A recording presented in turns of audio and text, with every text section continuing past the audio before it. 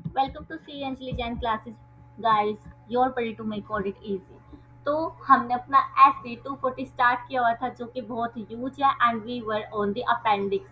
And appendix भी अपने पास तीन है, अपेंडिक्स 1, अपेंडिक्स 2, अपेंडिक्स 3। हम तीनों को ही कवर करने वाले हैं और तीनों ही जरूरी है। वाई? बिकॉज केस स्टडी इधर से ही बनने वाली है आपकी, एंड इवन सीए इंटर वाले स्टूडेंट, तो मैं आपको ये बता दूं कि आईसीआई जो है वो अनप्रेडिक्टेबल हो चुका है। आपने खुद सीए फाइनल वालों के एएफएम के पेपर के बारे में सुना होगा। तो don't choose selective study, do not choose selective study. जितना पढ़ाया जा रहा है अच्छे से पढ़ो, समझो, उसको याद करो और रिटर्न प्रैक्टिस करो। राइट? तो आज का अपना टॉपिक है attitude and rationalisation, and we will try कि हम इसको एक ही लेक्चर में क्या कर दे, वाइंड अप कर दे। सो एटीट्यूड एंड रैशनलाइजेशन का ओवरव्यू तो मैं आपको ऑलरेडी दे ही चुकी थी कि जो हम कर रहे हैं वो ठीक है। ठीक है, अगर नहीं भी ठीक कर रहे तो सब तो करते ही है। एक बार हमने कर दिया तो क्या हो जाएगा? समुद्र बूंद से बनता है, एक बूंद निकाल ली तो पानी थोड़ी कम हो जाएगा। तो ये वाला एटीट्यूड। तो एटीट्यूड और rationalisation, like what are we doing is acceptable, जो भी हम कर रहे हैं वो एक्सेप्टेबल है। दिस इज टेम्पररी एडजस्टमेंट और everyone does this, everyone does this. Right? तो ये क्या था, अपना ओवरव्यू था। और उससे पहले मैं आपको एक्सप्लेनेशन भी दे ही चुकी थी। When unethical thinking becomes acceptable, आपको पता है, आपका दिल बोल रहा है कि तू गलत कर रही है, बट स्टिल आप उसको एक्सेप्ट कर रहे हो। When unethical thinking becomes acceptable, fraud become easier. जब अनएथिकल थिंकिंग जो है वो एक्सेप्टेबल हो जाती है तो fraud, doing fraud is easy.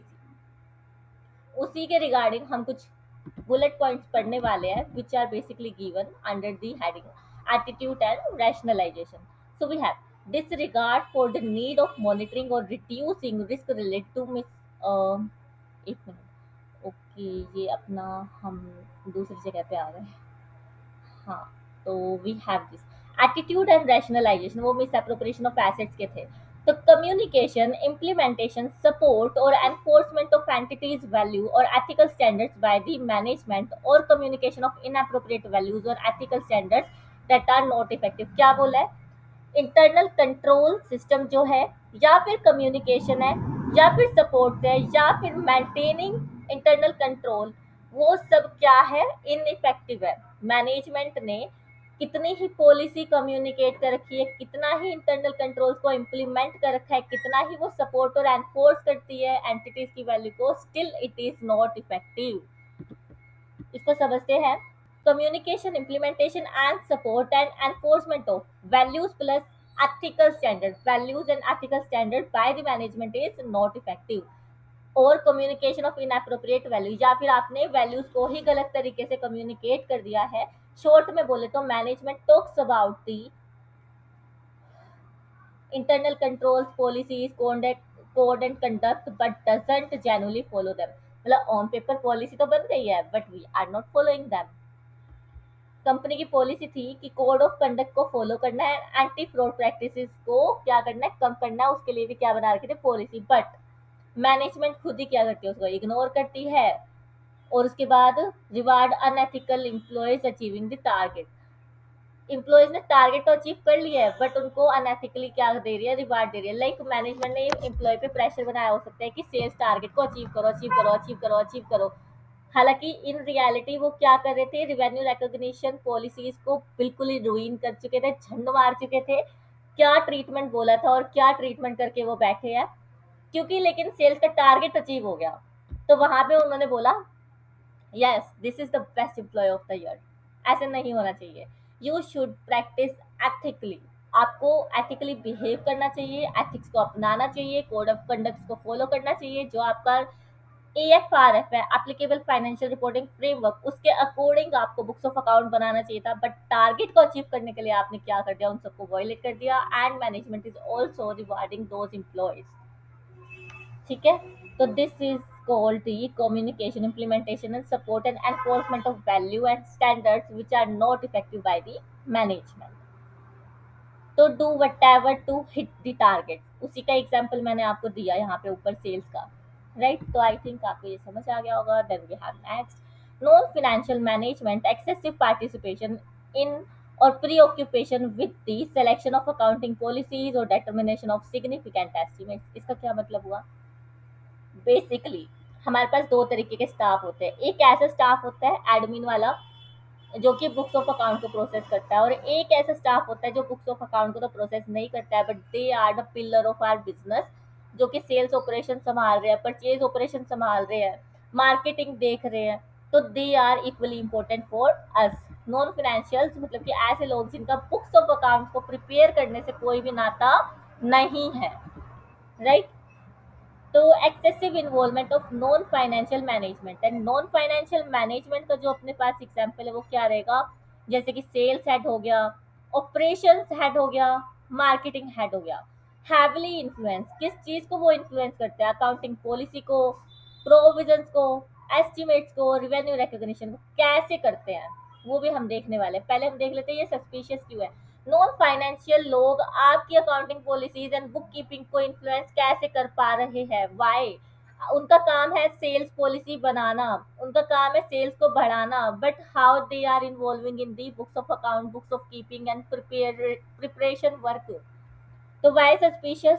Sometimes they push account changes to improve reported results. Accounting changes को वो क्या करते हैं, इन्फ्लुएंस करते हैं इम्प्रूव करने के लिए, किसको, रिजल्ट्स को।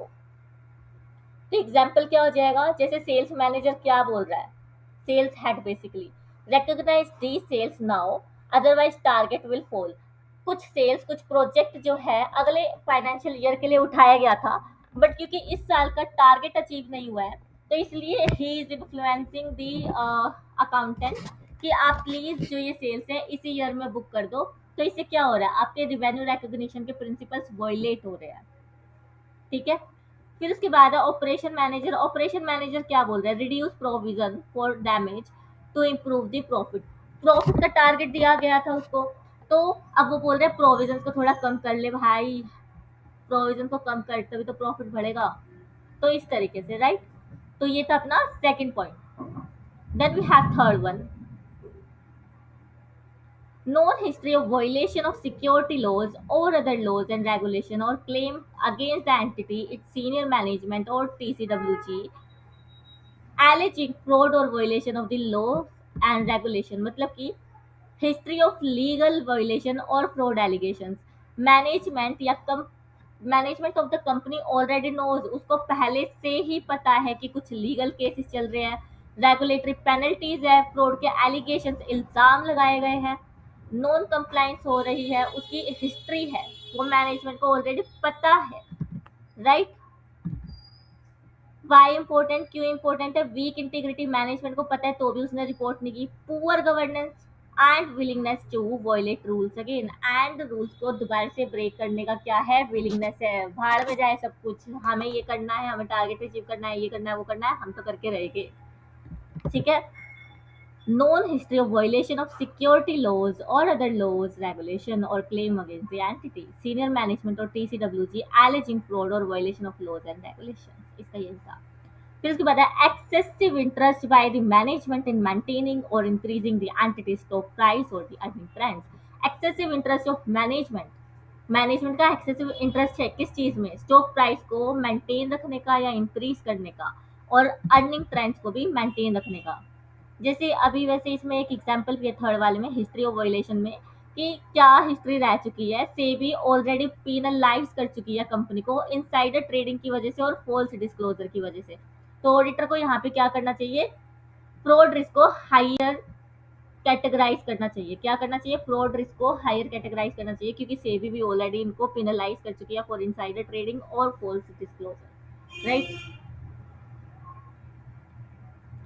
फिर फोर्थ है excessive focus on share price और earning trends. Management become obsessed, management obsessed है किस चीज से, स्टॉक प्राइस को इंक्रीज करने से, ensuring continuity in profit growth. And मैं ऑब्सेस्ड हूँ अपने आप से, I am obsessed with myself. बात करते हैं आगे, excessive focus on share price और अर्निंग। तो मैनेजमेंट यहाँ पे किस लिए ऑब्सेस्ड है कि he want to increase the stock price, stock price को, ईपीएस को, अर्निंग पर शेयर को क्या करना चाहती है, इंक्रीज करना चाहती है, और कॉन्टिन्यूस प्रॉफिट ग्रोथ को शो करना चाहती है। तो इसका ये डेंजरस क्यों है, मैनेजमेंट में मैनिपुलेट कर सकती है रिजल्ट को to impress the investor, investor को इम्प्रेस करने के लिए, फंडिंग लेके आने के लिए, avoid market decline, market decline को अवॉइड करने के लिए, टू मेंटेन द वैल्यूएशन। कैसे? नेट प्रॉफिट, अब तुम देख लो कि इसको अपने ईयर ऑन ईयर रिजल्ट्स को पब्लिश करना पड़ता है। तो ईयर 1 में 5 प्रॉफिट था, 5 सीआर, फिर 7, फिर 10, फिर 11, फिर 14। तुम यहाँ पे ये एनालाइज कर पा रहे होगे, ग्रोथ रेट भले ही उन्होंने थोड़ी कम या ज़्यादा रखी है, but profit in terms of number तो इंक्रीज हो ही रहा है ना, राइट? वो कभी भी नेगेटिव नहीं जा रहा। तो इंक्रीजिंग ट्रेंड, ट्रेंड क्या है? इंक्रीजेस, कभी स्लो कभी हाई, कभी स्लो कभी high.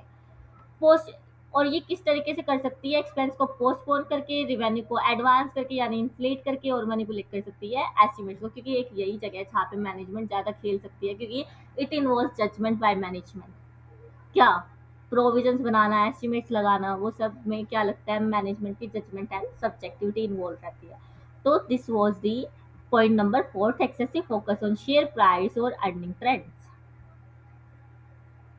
Then we have the practice of management of committing to analyst, creditor, and other third parties to achieve aggressive or unrealistic forecast. Management ने publicly जाके announce कर दिया हमारा प्रॉफिट 50% से ग्रो होगा, ये होगा, वो होगा, हम न्यू प्रोडक्ट लेके आएंगे, बट एक्चुअली इंडस्ट्री तो डिक्लाइनिंग फेज में चल रही है। आपने अनरियलिस्टिक प्रोमिस कर दिए कम्युनिटी से। तो अनरियलिस्टिक कमिटमेंट टू एनालिस्ट और दी क्रेडिटर्स, क्या बोला प्रेस कॉन्फ्रेंस में? मैनेजमेंट ने क्या प्रॉमिस किया कि अनरियलिस्टिक प्रॉफिट्स का, कि हमारे 50% प्रॉफिट ग्रो हो जाएंगे, ये एग्जांपल लिखा हुआ है मैंने। फिर अग्रेसिव ग्रोथ होगी, इम्पॉसिबल टारगेट्स बता दिए कि न्यू 10 प्रोडक्ट लॉन्च करने वाले हैं, और जिसमें कि जो कंपनी की कैपेसिटी या प्लांट एंड मशीनरी उतने हाई नहीं, राइट? एंड कंपनी ने कोई अभी बोर्ड मीटिंग भी नहीं की है, लोन को अप्रूव भी नहीं कराया, तो किस तरीके से होगा? तो बट एक्चुअली, और प्रॉफिट इसका एग्जांपल है, profit will grow 50% this year, but actually market conditions are weak. जब मार्केट कंडीशन वीक है तो आप एक्सेप्शनली ग्रो ग्रो कैसे कर सकते हो, राइट? तो ये था अपना पॉइंट नंबर 5। उसके बाद है next, management failing to remedy non significant deficiency in internal control on a timely basis. इसका क्या मतलब है? मेरे को अपनी गलती पता होने का, हमका अपनी गलती पता है, लेकिन हम उसको करेक्ट नहीं कर रहा है। This was the attitude of the management. मुझे ऑलरेडी अपनी गलती पता है, बट स्टिल मैं उसको क्या नहीं कर रही? रेमिडिएट नहीं कर रही, करेक्टिव एक्शन नहीं ले रही हूँ। Same in case of company, management को गलती पता है, but it is not taking the corrective action. Failure to connect correct non internal control deficiencies. Management already knows discrepancies but do nothing to fix them. Internal auditor है, उसने report दी थी, year 1 में भी दी, 2 में भी दी। क्या लिखा? Lack of segregation of duty, यानी प्रीवियसली भी एसओडी में ही दिक्कत थी, ईयर 2 में भी एसओडी में दिक्कत है, करंट ईयर में भी एसओडी में ही दिक्कत है, और मैनेजमेंट क्या करिए? इसको बार बार इग्नोर करिए। कैसे पता चला? क्योंकि लगातार यही एक गलती निकल रही है, और मैनेजमेंट इसको फिक्स कर नहीं रही है। This is the attitude, right? Then we have an interest by the management in employing inappropriate means to minimize reported earning for tax motivated purpose. Tax save करने के लिए हम क्या कर रहे हैं? इनअप्रोप्रिएट मीन्स लगा रहे to minimise the reported earnings. जो टैक्स डिपार्टमेंट में मुझे अपना इनकम शो करना है, उसको मैं क्या कर रही हूँ? कम कर रही हूँ, सो डैट मेरे को टैक्स सेविंग हो सके, टैक्स मैं बचा पाऊँ। किस तरीके से करेगी? Manipulating earning to reduce taxes. How to do? Fake expenses लगा के, प्रोविजन इंक्रीज करके, बोगस परचेज करके, right? Then we have low moral among senior management. Senior management के अंदर लो मोरल है किस चीज का? वो अनहैप्पी है कंपनी से, डीमोटिवेटेड है, फ्रस्ट्रेटेड है, इनसिक्योर है टुवर्ड्स देयर जॉब, क्योंकि कंपनी में क्या हो रहा है? ले ऑफ हो रहा है। This weakens the ethical culture and control. Ethical culture and control को यही चीजें क्या बनाती है? वीक बनाती है। तो और एग्जाम्पल क्या हो सकता है? वो अनहैप्पी क्यों है? क्योंकि बोनस अनफेयर है, प्रमोशन में बाइसनेस हो रही है, जो अच्छा परफॉर्म कर रहा था उसका प्रमोशन रुक गया, कंपनी अनस्टेबल है, राइट? तो low moral among the senior management. Then we have the owner manager makes no distinction between personal and the business transaction. Again आपने अपने पर्सनल एक्सपेंसेस को कंपनी के बुक में ही रिकॉर्ड कर दिया, कंपनी के अकाउंट से ही चैनलाइज कर दिया। जैसे no separation between the personal and the business transaction. Owner pays family vacation, personal home expenses, luxury car expense from the company's account. Misuse of company's asset, इससे क्या हो रहा है, कंपनी की एसेट का मिस यूज हो रहा है। एंड नॉट इवन कि आपने सिर्फ फंडिंग ही ले ली, आप कंपनी की एसेट्स, कंपनी के जो कार्स वगैरह है जो बिजनेस पर्पज के लिए एक्सक्लूसिवली खरीदी गई थी, उसको ही क्या कर रहे हो, पर्सनल पर्पज के लिए यूज कर रहे हो, तो misuse of assets, right. फिर इसके बाद है dispute between shareholders in closely held entity. Closely held यानी कि private companies, right. Closely held का मतलब होता है private company, not the public one. तो dispute between the shareholders, क्या वो किस लिए फाइट कर रहे हैं, कंट्रोल के लिए, प्रॉफिट के लिए और मैनेजमेंट डिसीजन के लिए। यानी डिसीजन अथॉरिटी मेरे पास होनी चाहिए, मेरे पास कंट्रोल होना चाहिए, प्रॉफिट मुझे इतना मिलना चाहिए, नहीं। तो why fraud risk increases, fraud risk इस वजह से क्यों इंक्रीज होता है, सपोर्ट वन ग्रुप, एक ग्रुप को वो सपोर्ट कर सकते हैं, हाइड कर सकते हैं इन्फॉर्मेशन को, और वैल्यूएशन को क्या कर सकते हैं, इन्फ्लुएंस। और वैल्यूएशन के इन्फ्लुएंस के ही रिगार्डिंग मैंने आपको क्या दिया है, एक एग्जाम्पल दिया है। दो प्रमोटर है, प्रमोटर वन और टू, उन दोनों के बीच में बुरी लड़ाई हो गई। तो लड़ाई होने की वजह, जो एक प्रमोटर है वो क्या कर देता है, कंपनी की वैल्यू को कम कर देता है बिफोर बाय आउट। कंपनी की वैल्यू कम हो जाएगी, जिससे कि नेक्स्ट वाला जो प्रमोटर है उसका इन्फ्लुएंस है, उसके पास वैल्यू की कंपनी क्या हो जाएगी, कम बचेगी, right. Then we have recurring attempts by the management to justify marginal or inappropriate accounting on the basis of materiality। Recurring attempt है यानी कि मटीरियलिटी, मैंने आपको ऑलरेडी समझा रखा है कि मटीरियलिटी का मतलब ऐसा threshold which is capable of influencing the user of financial statement or influencing the economic decision of the user of financial statements, right। तो यहाँ पे क्या बोल रहे हैं, मटीरियलिटी को बेस बना के हम क्या बोल रहे हैं, हम जस्टिफाई कर रहे हैं अपनी रेकरिंग मिस्टेक्स को।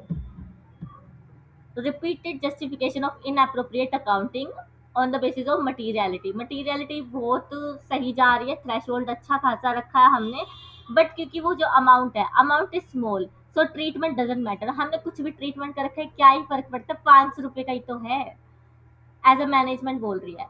Even when accounting treatment is technically wrong, accounting treatment गलत है, तो भी मैनेजमेंट बोल रही है भाई मटेरियल इतनी बड़ी है, 500 रुपए की तो गलती है, गलत ट्रीटमेंट क्या हो गया, क्या फर्क पड़ जाएगा।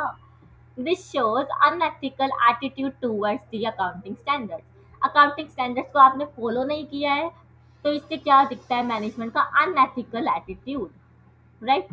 फिर उसके बाद last but not the least one which will completely wind up our lecture on fraudulent financial reporting। fraudulent financial reporting में ट्राइंगल था, पॉजिटिव इंसेंटिव एक साथ, प्रेशर, फिर उसके बाद क्या हम पढ़ रहे हैं, एटीट्यूड एंड रैशनलाइजेशन। तो इसका अपना क्या बच गया, last point, the relationship between management and the current or predecessor auditor is trade. क्या है वो, एग्जॉस्ट हो चुके हैं करंट ऑडिटर से भी और जो पिछला ऑडिटर अपॉइंट किया था उससे भी। तो frequent dispute between the current or predecessor auditor on accounting, auditing or reporting matters. Basically अब इसके एग्जांपल्स तो मैं हमेशा देती आई हूँ, तो मैंने क्या किया, इस पॉइंट को सिर्फ आपके लिए क्या कर रखा है, simplify.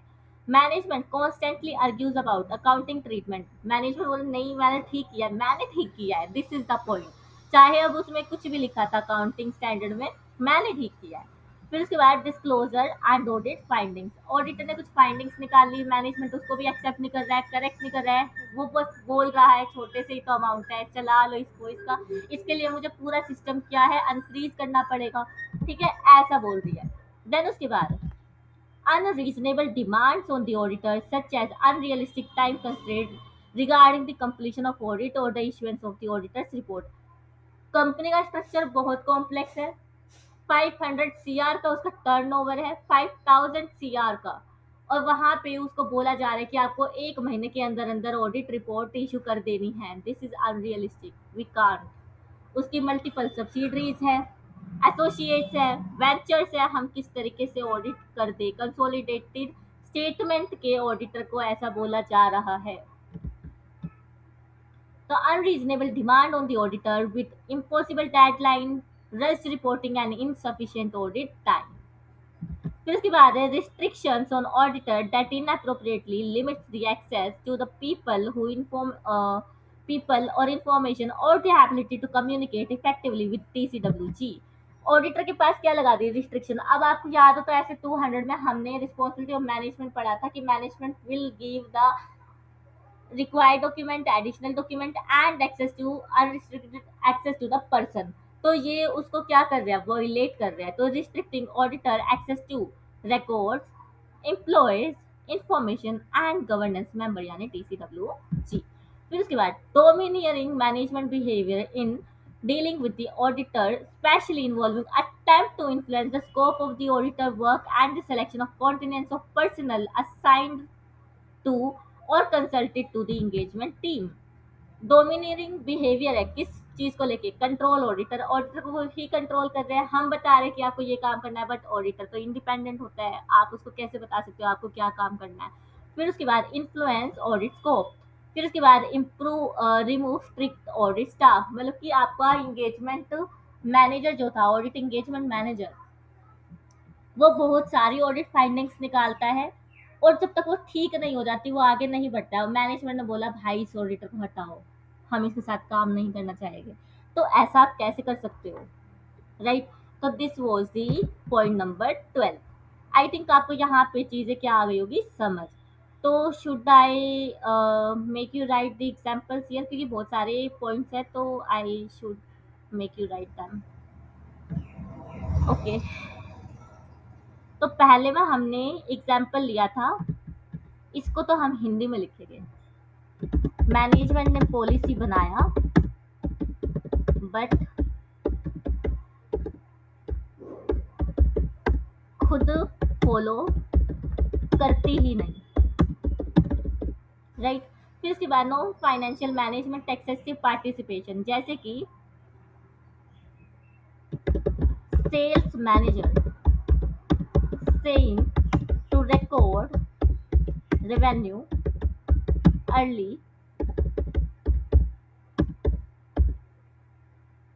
To express target has been achieve. ये इसका एग्जाम्पल हो गया। फिर उसके बाद नॉन हिस्ट्री ऑफ वायलेशन, इसमें हमने एग्जाम्पल लिया था SEBI SEBI already penalize entity for insider trading and wrong disclosures। Then उसके बाद excessive interest by the management in maintaining और इंक्रीजिंग एंटिटी स्टॉक प्राइस, ये तो अंडरस्टूड है। The practice of management committing analyst creditor, इसमें हमने देखा था promised to achieve 50 percentage more profit than PY। Management failing to remedy non-significant deficiency in control, internal control on timely basis, इसका भी ज़रूरत नहीं है। फिर उसके बाद टैक्स सेविंग का भी नहीं है। लो मोरल, इसका भी नहीं है। Owner manager makes no distinction between personal, इसका भी नहीं है। Dispute between the shareholders, ये भी ज़रूरत नहीं है लिखने का। फिर उसके बाद recurring attempts bye the management, इसका भी ज़रूरत नहीं है। और फिर इसका तो ज़रूरत बिल्कुल ही नहीं है। जहाँ पे ज़रूरत था I have made you write them. And annotated PDF as usual मैं अपने टेलीग्राम चैनल पे डालती ही हूँ, तो वहाँ से आप इसको उठा लेना जब हम इस पर्टिकुलर ऐसे को क्या कर चुके होंगे, खत्म कर चुके होंगे, right. And from the next part we will be entering into new topic of SA 240 की risk factors arising from the misstatement arising from misappropriation of asset. अभी तक हम किसका पढ़ रहे थे, फ्रॉडुलेंट फाइनेंशियल रिपोर्टिंग के बारे में। अब हम मिस अप्रोप्रिएशन ऑफ एसेट के बारे में पढ़ेंगे, राइट। यहाँ पे हमने देखा था कि हम बुक्स ऑफ अकाउंट्स में झोल कर रहे हैं, और यहाँ पे हम मिस अप्रोप्रिएशन ऑफ एसेट के बारे में देखने वाले हैं, राइट। तो नेक्स्ट पार्ट से हम इसको स्टार्ट करेंगे। So have a good day, keep revising this stuff, and if you have any doubt you can connect me on Telegram channel, or even you can write down your doubt on the comment section of the YouTube. Have a good day. Bye bye.